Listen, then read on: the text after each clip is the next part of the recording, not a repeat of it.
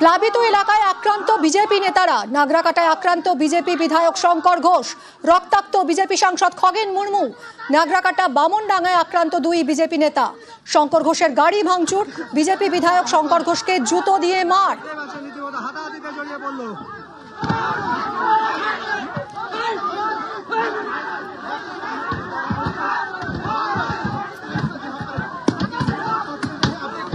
দেখতে পাচ্ছেন বিক্ষোভের সামনে কিন্তু বিজেপি কর্মীরা, দেখতে পাচ্ছেন রীতিমতন সেই চিত্র সরাসরি নিউজ।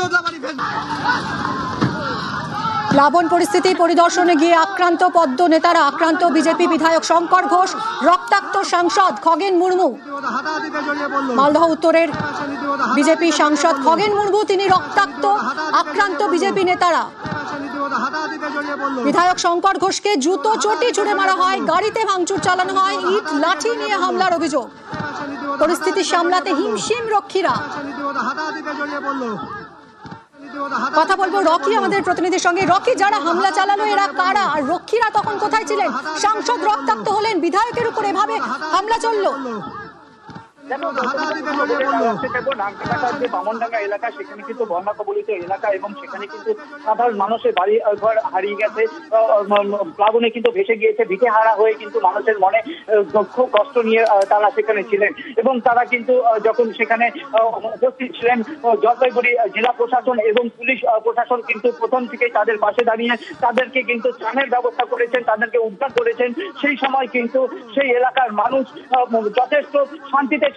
যখন বিজেপি নেতা এবং অন্যান্য বিধায়করা সেখানে পৌঁছান, তারপর কিন্তু সাধারণ মানুষের মধ্যে ক্ষোভ সঞ্চার হয় এবং এক এক করে কিন্তু মানুষ বলতে থাকে কি কারণে বিজেপি নেতারা এতদিন ছিলেন না, তারা কেন আসেননি। এমনকি বিজেপি নেতা যারা লোকাল নেতা ছিলেন তারাও কিন্তু সেখানে পৌঁছাননি, সাধারণ মানুষের পাশে দাঁড়াননি। এর ফলে কিন্তু তাদের মধ্যে যে ক্ষোভ সঞ্চার হয়েছিল, তো সেখানে বিধায়করা পৌঁছালেই কিন্তু সেই ক্ষোভ বেরিয়ে এসে একই কথা বলতে বলতে কিন্তু বাকবিতণ্ডা শুরু হয়। এরপরেই কিন্তু অভিযোগ হয়েছে যে গাড়ির উপরে হামলা করা হয়, বিধায়কের শঙ্কর ঘোষকে চটি দিয়ে মারা হয়, এমনকি খগেন মুর্মুর উপরে হামলা চালানো হয়, মাথা ফাটিয়ে দেওয়া হয়। এরপর কিন্তু গোটা ঘটনায় উত্তপ্ত হয়ে যায় এলাকা। রকি, এই মুহূর্তে কি সিচুয়েশন? তবে বর্তমানে কিন্তু সেখান থেকে শঙ্কর ঘোষ ও আহত বিধায়ক সেখান থেকে বেরিয়ে গেছেন এবং ইতিমধ্যে কিন্তু জেলা পুলিশ প্রশাসন সেখানে রয়েছেন এবং সেখানে অবস্থা কিন্তু নজরদারি চালাচ্ছেন। এখন যথেষ্ট কিন্তু শান্তিপূর্ণ। সঙ্গে থাকো রকি, সঙ্গে থাকো। বর্তমানে আমাদের গাড়ির অবস্থা দেখতে পাচ্ছেন, এই যে খগেনদা রক্তাক্ত হয়ে পড়ে আছে, গাড়িতে কোনো কাজ বাকি নেই। এই অবস্থায় আমরা দ্রুত বেরিয়ে যাচ্ছি। এই দেখুন গাড়িতে সারা সব জায়গায় কাজ, এই দেখুন পাথর, এই যে পাথর, এই সব লাঠি, এই যে চশমা, সমস্ত কিছু এই অবস্থায় আছে। আমরা এই মুহূর্তে যোগাযোগ করেছি উত্তরবঙ্গ উন্নয়ন মন্ত্রী উদয়ন গুহর সঙ্গে। উদয়নবাবু, গুরুতর অভিযোগ এবং ছবিতেও দেখা যাচ্ছে যে সাংসদ রক্তাক্ত এবং বিধায়ক শঙ্কর ঘোষকে হেনস্থা করা হচ্ছে। অভিযোগ তৃণমূলের বিরুদ্ধে। তৃণমূলের বিরুদ্ধে অভিযোগ করে লাভ হচ্ছে।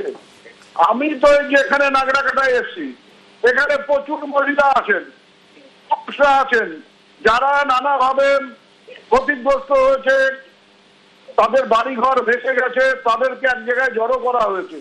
এবার এই লোকগুলো যদি বিক্ষোভ দেখায়, এই লোকগুলো যদি আমাকে ক্ষোভ দেখায়, আমি যদি বলি বিজেপির লোক আমাকে আক্রমণ করেছে, এটা যেমন বাজে কথা বলা হবে, তেমনি এরা তৃণমূল আক্রমণ করেছে বলে ঘুরিয়ে দেওয়ার চেষ্টা করছে। এরা আসেনি, এরা দুদিন ধরে মানুষের পাশে দাঁড়ায়নি। আজকে মুখ্যমন্ত্রী আসবেন যখন শুনেছে, তখন নাগরাকাটায় এসে মানুষকে নানাভাবে বিভ্রান্ত করবার চেষ্টা করেছে এবং আমি যখন এখানে এসে খবর পেলাম, মহিলারা নানাভাবে বিক্ষোভ দেখিয়েছেন। অনেক ধন্যবাদ আপনাকে। আমরা কথা বললাম উত্তরবঙ্গ উন্নয়ন মন্ত্রী উদয়ন গুহর সঙ্গে। নাগরাকাটায় আক্রান্ত বিজেপি সাংসদ বিধায়ক। প্লাবন পরিস্থিতি পরিদর্শনে গিয়ে আক্রান্ত পদ্ম নেতারা। নাগরাকাটার বামনডাঙ্গায় তাড়া করে মার বিধায়ক শঙ্কর ঘোষকে, রক্তাক্ত সাংসদ খগেন মুর্মু। বিধায়ক শঙ্কর ঘোষকেও জুতো চটি ছুড়ে মারা হয়, গাড়িতে ভাঙচুর চালানো হয়, ইট লাঠি নিয়ে হামলা চালানো হয়। পরিস্থিতি সামলাতে রীতিমতো হিমশিম খেতে হয় রক্ষীদের। আমার গাড়িটা আছে।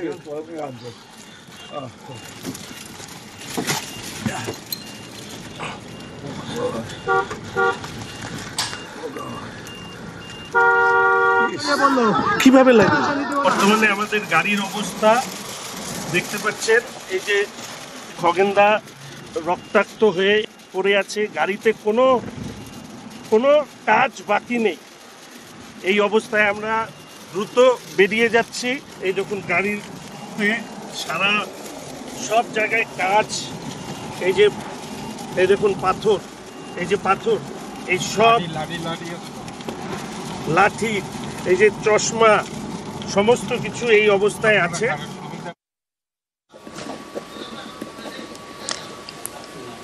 প্লাবিত এলাকায় গেছিলেন বিজেপি সাংসদ এবং বিধায়করা। বিধায়ক শঙ্কর ঘোষ এবং সাংসদ খগেন মুর্মু প্লাবিত এলাকা পরিদর্শনে গিয়েছিলেন, কিন্তু গিয়ে তাদের ব্যাপক বিক্ষোভের মুখে পড়তে হয়। নাগরাকাটায় রক্তাক্ত হন বিজেপি সাংসদ খগেন মুর্মু, আক্রান্ত হন বিজেপি বিধায়ক শঙ্কর ঘোষ। নাগরাকাটার বামনডাঙ্গায় আক্রান্ত দুই বিজেপি নেতা। দেখুন সেই ছবি দেখাচ্ছি, শঙ্কর ঘোষের গাড়ি ঘিরে ধরে চটি জুতো ছুঁড়ে মারা হচ্ছে, তার গাড়ি ভাঙচুর। অন্যদিকে রক্তাক্ত বিজেপি সাংসদ খগেন মুর্মু। কিভাবে লাগলো?